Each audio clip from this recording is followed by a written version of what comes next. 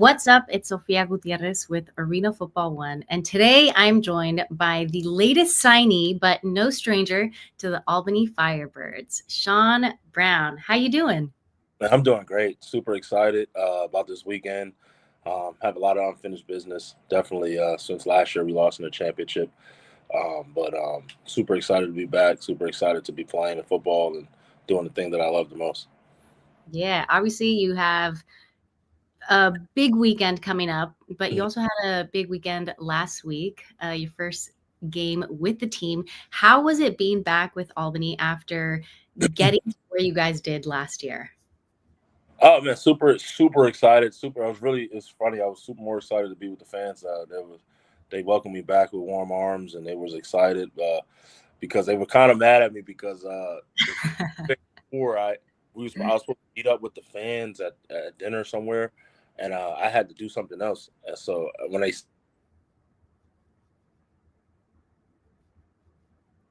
cool and fun for me for sure. Yeah, the fan base out in Albany is truly one of a kind. They're all so welcoming to all the players, even before the season even starts. And I know with the run that you had with them last year, they are more than thrilled to have you back. Not only the fans, the coaches, and the players, but I want to get into how everything started, going back to high school, playing at Mississippi Valley State, everything. But being back in Albany, I know you've had a long relationship with Coach Ware. How was that having that relationship with him since I think 2017 and seeing him back? Because obviously you guys have always maintained a close relationship. Yeah, I mean, I talk to Coach Ware every day. I mean, probably every day since 2017, or at least 4 times a month in the beginning. But now it's like every day. But he was there. After my dad died, and I came to him. I used to have crazy games where I used to just spaz out. He had to keep me calm and just going through that emotionally. And then I've been with him ever since. He's helped me move up. Even when I come back down, I move up. I've never played for another coach outside of him. I mean, yeah, I did, but outside of him for the last 6, 7 years, it's been him. Like I don't. Like I'd rather not play than not play for him if I had to play arena. But you know what I'm saying, he's very consistent. Everybody's like, yeah, man, like you're like his son. I said, yeah, true, but if I'm not performing, Coach will release me. Let's not get that twisted. But he's very stuck on business, and he's very like straightforward about it. But he's a great teacher and a great coach. Yeah. And all right, so now going back, we're gonna touch some more on being back with Albany, but I want to get back to the beginning. So you are from Uniondale, New York, so you're not far from home. No. Um, and in high school, you were a 4-year starter, played football, basketball, and track and field. Mhm. When was the moment that you decided that football was going to be your only sport? Oh man, 12th grade after the 12th after football season in 12th grade. I was just talented enough to be fortunate enough to play varsity football at ninth grade, but I thought I was going to be a basketball star. If I'm being honest, I mainly played basketball. Um, I did track, but I also did lacrosse. But my track coach was like, you know what, you're not that good at lacrosse, so you're going to be running track. My dad had records at my high school at track, so it's just like, yeah, you're going to do track, but just you're going to do it to stay in shape and keep yourself athletic. But yeah, to answer your question, I would say yeah, end of my 12th grade season, I'm like, yeah, I'm just gonna play football in college. Mhm. And now transitioning from high school football to college football, especially since you went to Mississippi, how's the transition? Not only the weather, but you know, on the on a bigger level. I mean, to backtrack from that, I went to junior college first, but I remember my first workout at junior college. I called my dad like, I think I want to like not play football. He literally like laughed and hung up the phone. Like it was just funny. He was like, yeah, okay, and then hung up the phone. And then I just was like, man, this is crazy. So I made a decision that day. But I tell everybody, if you've never been through something where you want to quit, you don't really love it. And I wanted to quit. And after that, I just kept going, and I've been working my butt off ever since.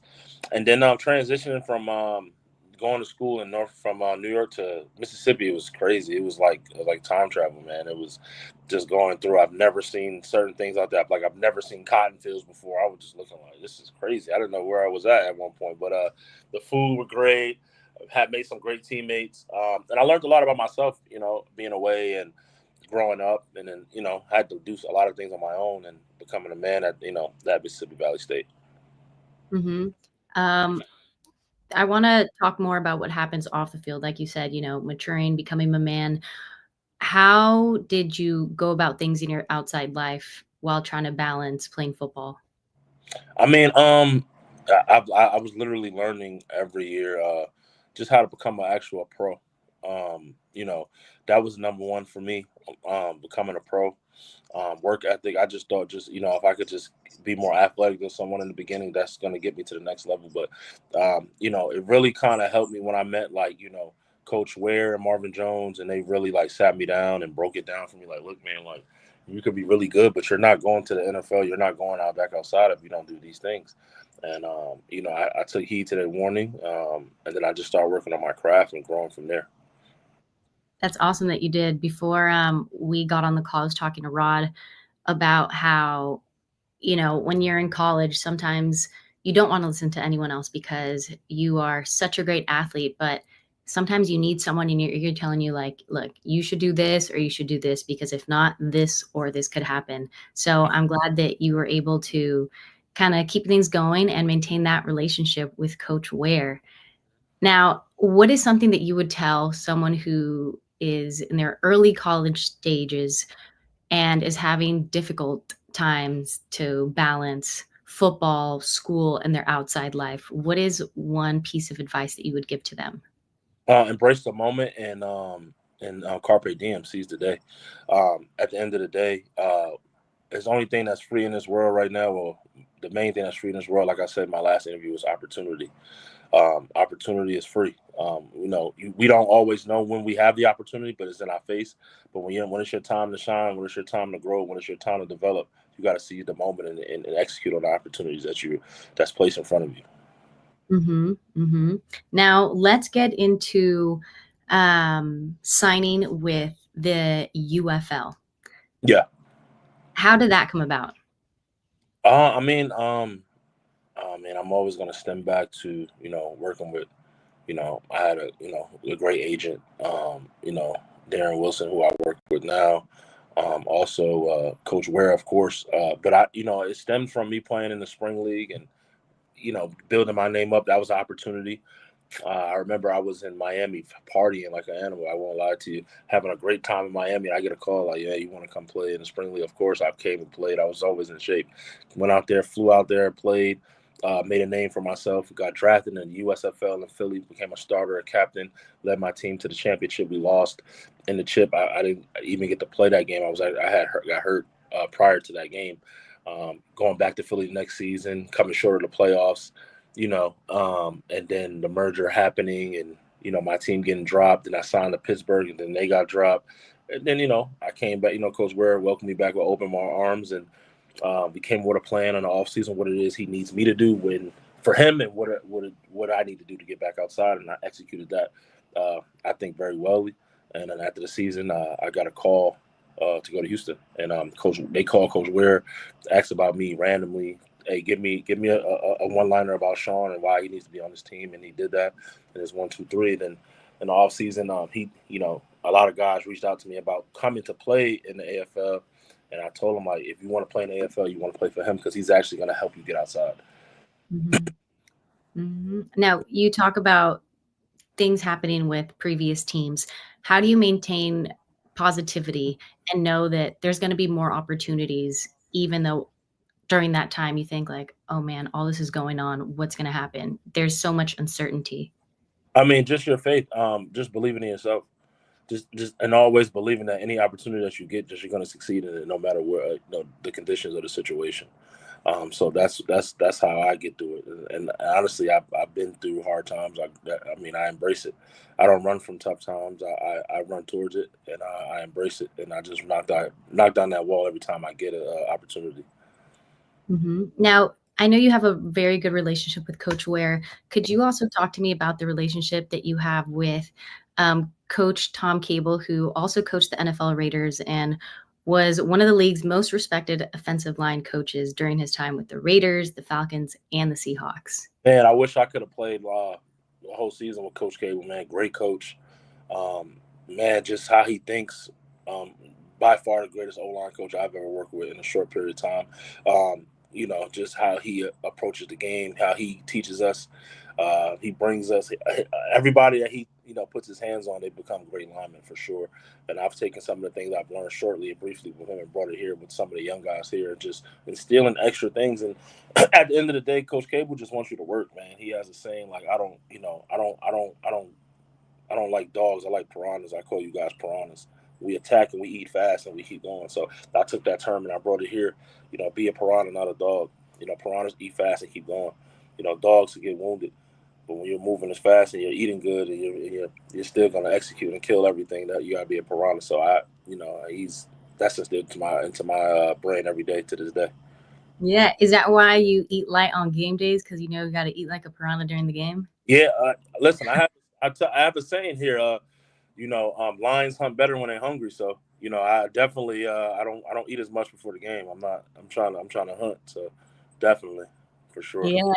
Now, before we went live, you came on the call with a huge smile on your face, and you had talked about just getting a massage. Yeah. Talk to me about your pre-game rituals that you have, whether it's just one day or a week.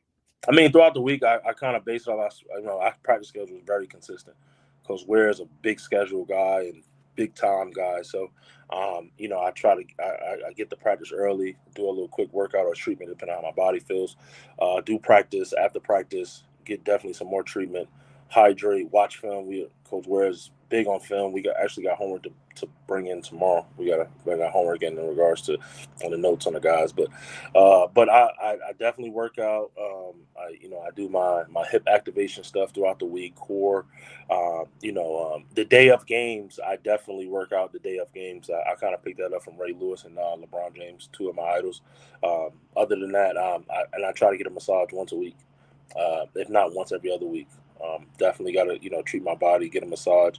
And then Coach Ware instilled something to me years ago. We do pool workouts here sometimes for practice, and it's not just we're in the pool and just swimming. Like, it's like competitive running. Yeah.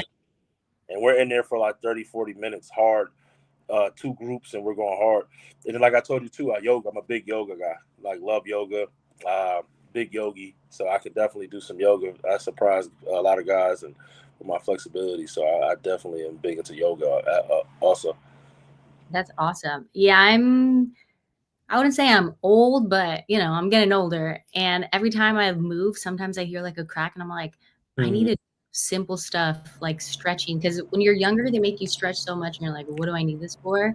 But as I get older, I'm like, if you don't fix that now, do yoga, pool workouts, which I know any type of aquatic sport is really good for your body and for your muscles. I kind of lost the service a little bit. Oh, you hear me? If you're talking, I can't hear you. It's still loading. Sorry about that. It's all good. It's all good.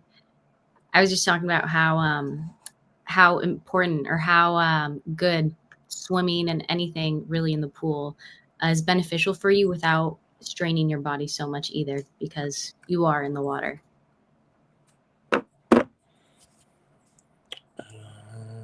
Having trouble connecting. The connection is closed, bro. I can see you on my end. I don't know if you're able to hear me.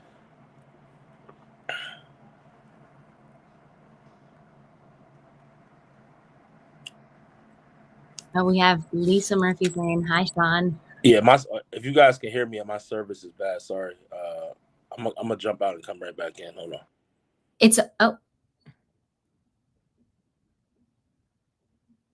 We'll get Sean back in shortly.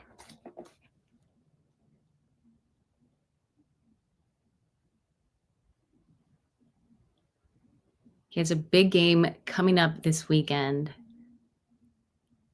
Talked about his prep, getting his massages, making sure he works out right before the game day. And he knows it takes 48 hours for your body to hydrate. So, like he said earlier, there he is.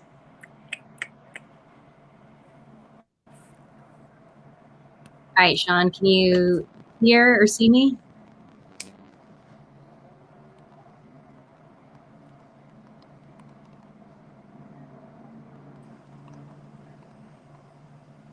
Hey, Sean, are you there? Yeah, I'm back. Yeah, I'm here. Yep. Connection. I was just texting. Sorry. I don't know what the connection here is a little crazy. It's all good. There we go. I see you now. Yep. All right, I'll keep it short. So, what can we expect to see from you and the Firebirds this weekend? We've been preaching just being relentless. We've been, a pretty great second half team. Even last year on the team last year, but it's about being relentless because the guys we're playing this week, they're definitely a good second half team too. So we have to be relentless. We got to come out swinging, and we got to come out aggressive, and we got to come out just playing consistently, and just playing Albany Firebird football. That's it. That's very simple and sweet.